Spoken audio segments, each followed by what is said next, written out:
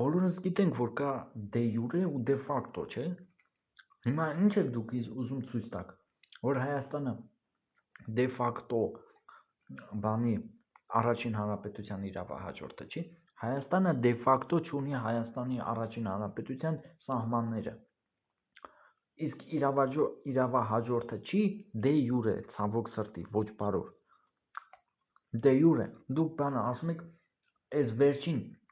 դուք գիտեք վերջին մեղն եք մեղում, ասում եք, բանը, սրանով են է, որ ասում եք, բանը, Հայաստանի ներկայիս այս երրորդ հանրապետությունը դե յուրե առաջին հանրապետության իրավահաջորդը չի։ Դե յուրե ինքը դե ֆակտո Հայաստանի առաջին հանրապետության իրավահաջորդն է։ Դե ֆակտո։ Այնապես ինքը գոյություն չէր ունենա։ Ճանաչված, լավ, օքեյ, գոյություն կունենար, ճանաչված չէր լինի միջազգայինորեն։